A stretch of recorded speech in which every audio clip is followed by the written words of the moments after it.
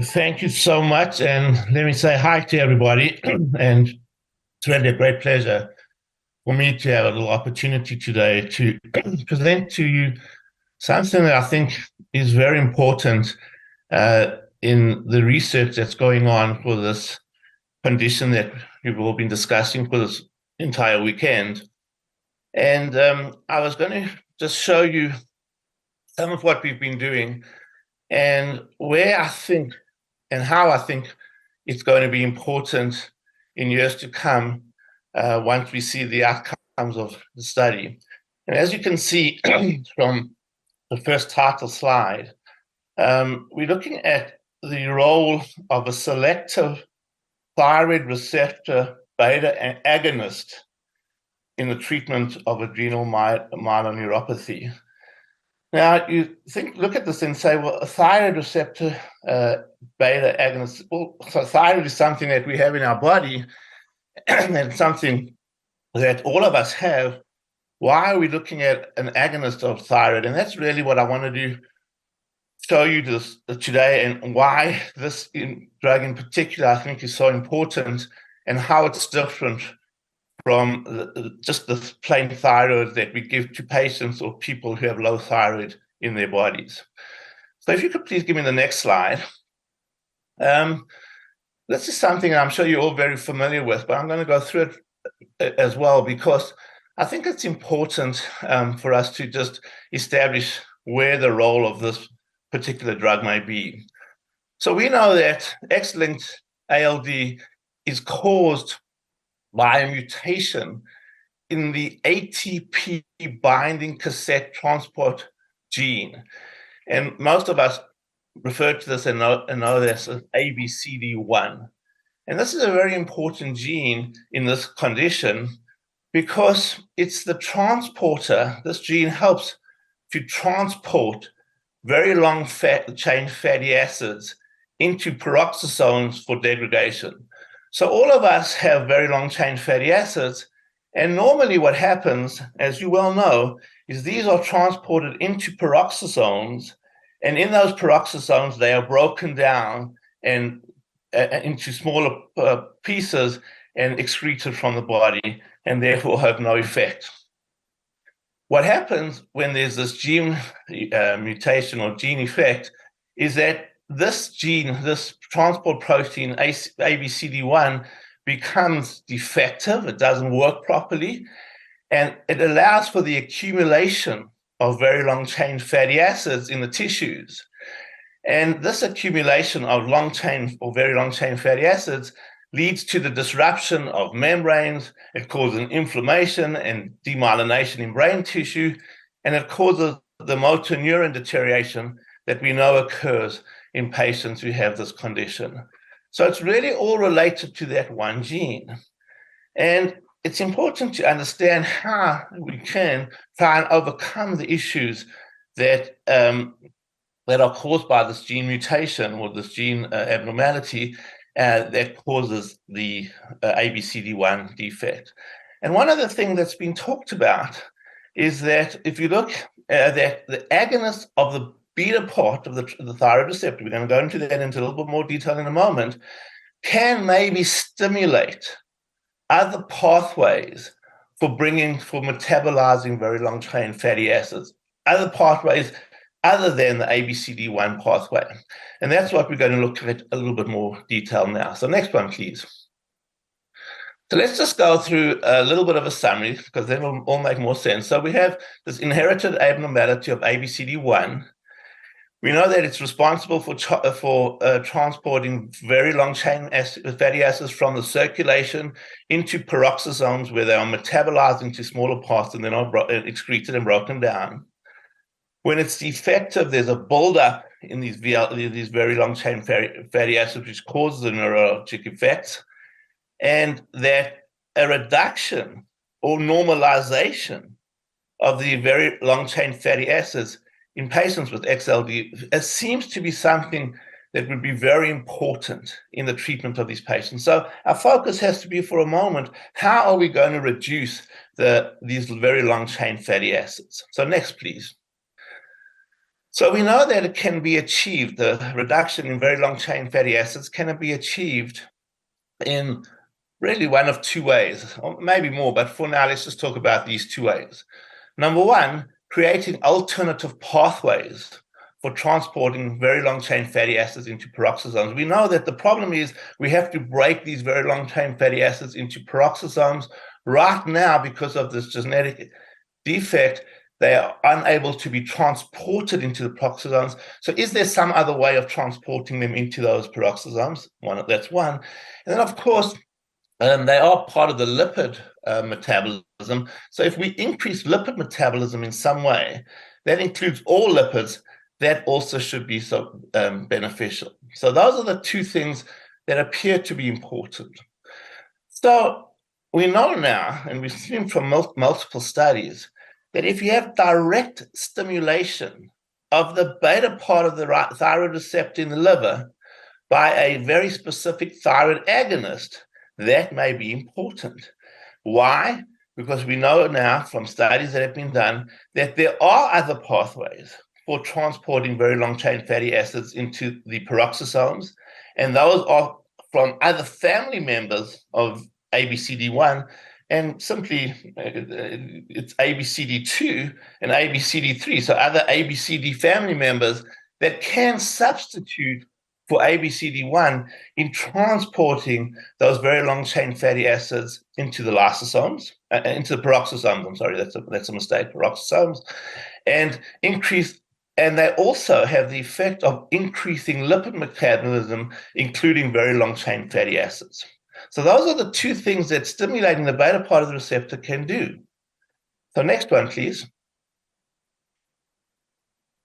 Okay, so this is important to understand the thyroid. You might say, well, if that's the case, why don't we just use thyroid hormone? We know thyroid hormone's available. We can use it. Why not use it? Well, this diagram shows you the issues with thyroid. The thyroid receptor in the body, and it's very common, it's in all tissues, it's a very important part of our general metabolism. It really has two parts, an alpha part and a beta part, okay? And the problem with the entire receptor is the alpha part, when you stimulate that, as you would if you only use just regular thyroid hormone, it has some negative effects, which we would like to eliminate. And it really is a reason why we haven't been able to use this in the past. And those effects are mostly on the heart. So when you stimulate the alpha part of the thyroid receptor, it causes potential arrhythmias in the heart. It causes an increase in heart rate. And it also has some effects on cartilage and bone. And those are so substantial that it really has avoided us from using thyroid in the treatment of this disease because of those negative effects. But the beta part of the receptor has some positive effects. One, it regulates, when you stimulate just the beta part of the receptor, it regulates lipid metabolism, which decreases LDL, triglycerides, and other lipid proteins. It improves metabolic control. And now we also know that it stimulates alternative pathways for increased expression of ABCD2 and 3. And when you look at this, you say, well, it's very obvious. Why don't we just find something that only stimulates the beta part, the positive part of the thyroid receptor, without having any effect on the alpha part? That seems to be so logical when you look at this diagram. And that's precisely what we've done. We've been able, and VikingTherapeutics has been involved in the development of a compound that really is a drug that stimulates only the beta part of that receptor and not the alpha part. And that's what we're going to look at and see what the benefits of those are. Next, please.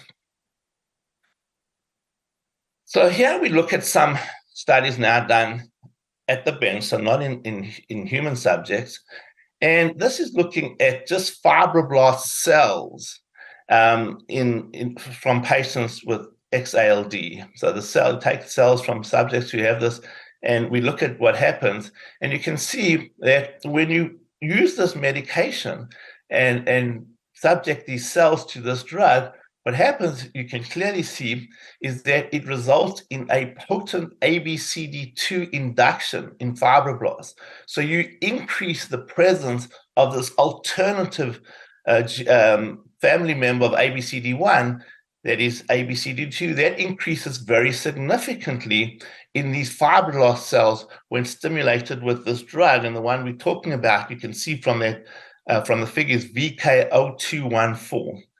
VK0214 is the medication that we're studying now and have been looking at, and you can see it successfully induces ABCD expression in human cells from subjects who are XALD. So that's very interesting and very important. Next one, please. Here you can see in now looking at tissue from the central nervous system in animal studies, that when you look at the expression of this gene, again, in the liver and in the brain, again, when you treat animals with this medication, you can see that there are significant increases in ABCD2 in the liver and the brain. These are two important areas which will be needed for reduction of very long chain fatty acids, and you can clearly see how it stimulates ABCD2, precisely what we wanted to see, in that it creates this alternative pathway that we've been talking about. Next one, please. And here you can see from an ABCD1 knockout model mouse. So what's important about that is that the ABCD1 knockout model mouse, and that's just something that's used in clinical research, but is the animal model that is the closest that we have to mimicking the features of what we see in human patients with XALD. So that's the closest model we have. And when we look at these animal models and you give them this medication, this VK0214, which, remember, is a very specific stimulator, an agonist, very specific of only the beta side of the thyroid receptor, you can see that when you look at the levels of very long chain fatty acids, which is the villain in patients who have this condition, you can see very significant reductions at 6 weeks, at 12 weeks, and at 25 weeks. For all of them, C26, 24, 22, and 20, all of them go down on these animals who are closest to what we have in subjects with XALD. So that's very exciting, because we've shown that it stimulates that alternative pathway, and that when you do that, you can see that these levels of very long chain fatty acids do come down. Next, please. Here you can see looking at the same model and looking at the various tissues, where we're looking at the liver, the spinal cord, the brain, for C20 and C26, so the very types of very long chain fatty acids. You can clearly see in the important tissues where we would like to see reductions of very long chain fatty acids, that's precisely what we are seeing. They're coming down in a very nice way.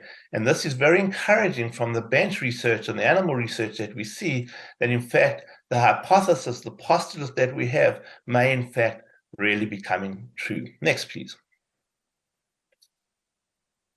So I and my unit in California, in the United States, started doing a lot of the early research with this particular drug in human subjects. And the way clinical research works, I'm sure all of you are familiar with this, that you always start looking at these medications in patients who are healthy volunteers, just to make sure that there's nothing terribly unexpected in terms of safety and so on.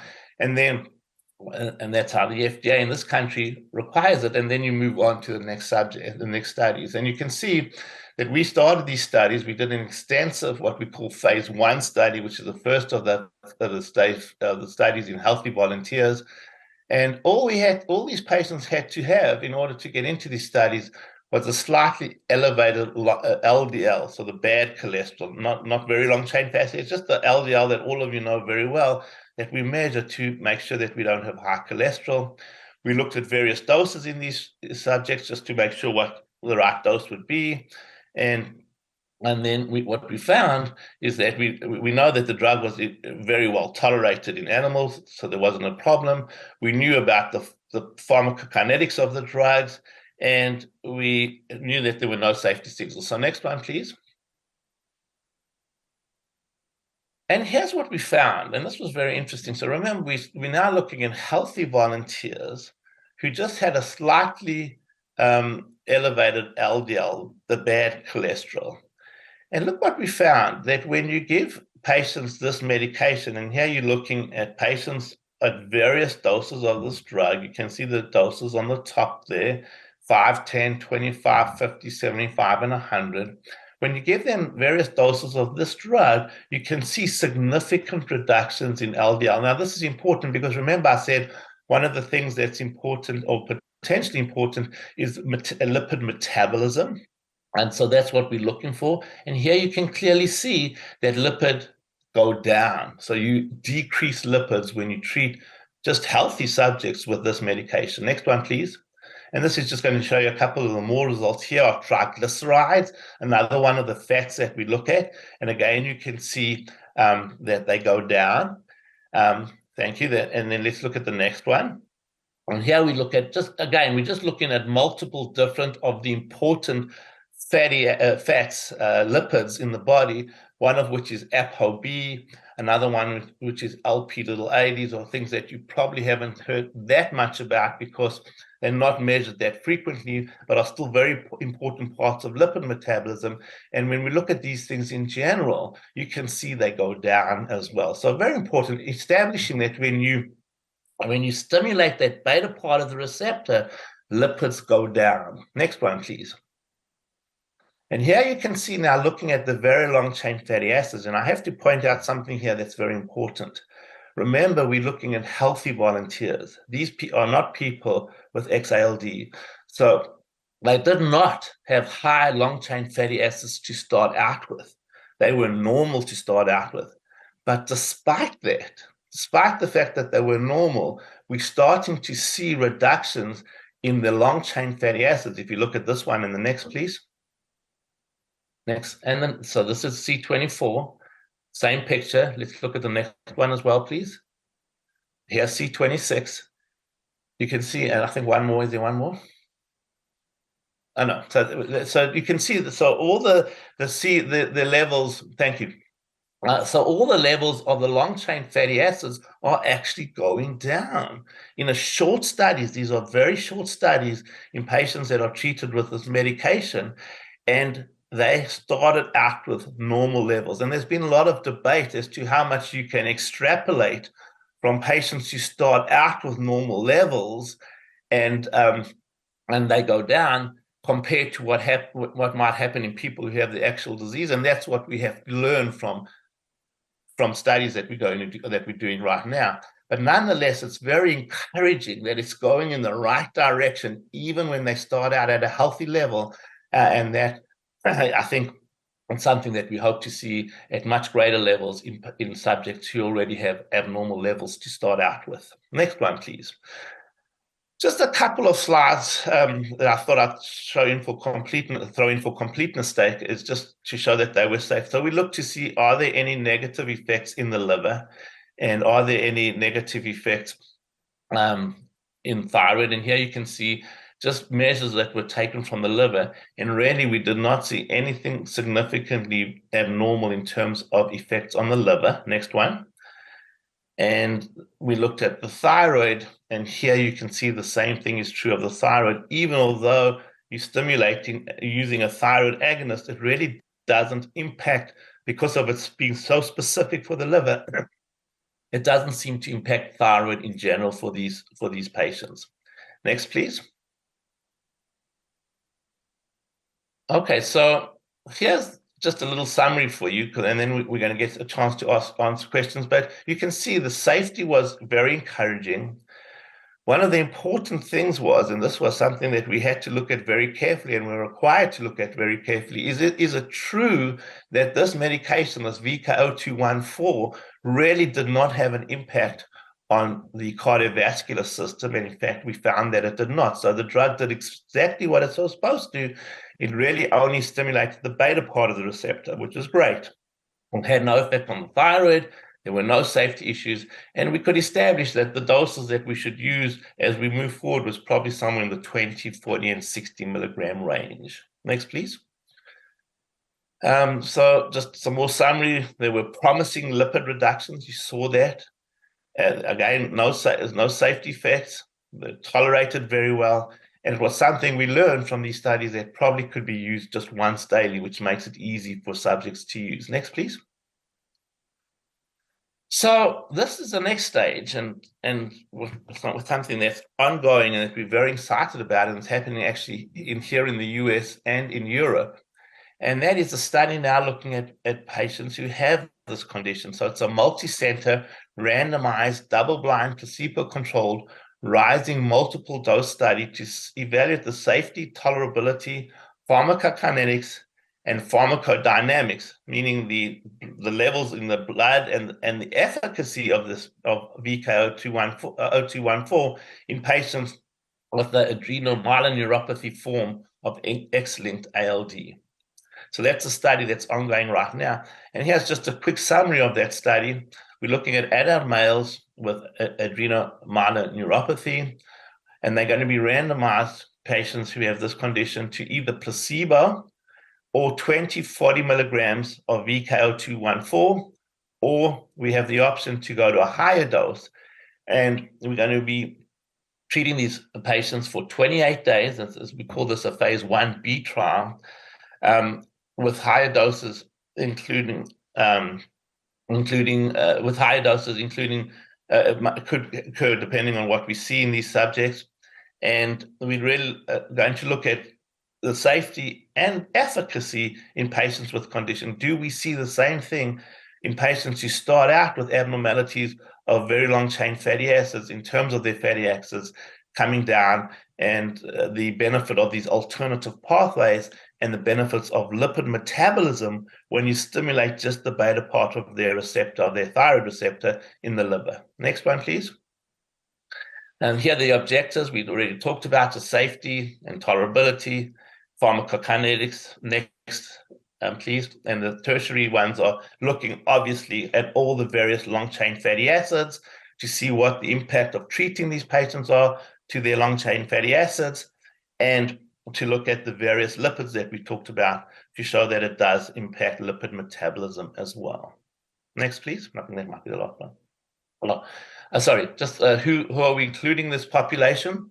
We're looking at males over the age of 18 with a diagnosis of XALD by genetic testing. We're looking for clinical presentations or features of AMN, or isolated primary adrenal insufficiency, with a BMI of greater than 18 and relatively normal kidney function. So those are the people that we're looking to put into these programs. Next, please. And so thank you. And thank you for helping with the slides. So you can see why I'm excited about this and why this research is going on. This is an important condition that I know everyone tuned into this is very familiar with. There's a lot of very exciting research going on to help patients who have this condition. This is one of the ongoing studies that are now going on in Europe and the US that I think is very important. I hope you could understand from what I was telling you why stimulating the beta part of the thyroid receptor appears to be a very attractive target for us to treat in patients with XALD, and why doing that may have some benefit in terms of the underlying condition and hopefully in terms of managing their disease as well. So I really appreciate the opportunity to speak with you today. It's early for us in California. I know it's late in the afternoon for you, and you're probably getting ready to have your evening activities, but I do appreciate your attention. And I know we have some time now for some questions and answers if you have any. But again, thank you so much.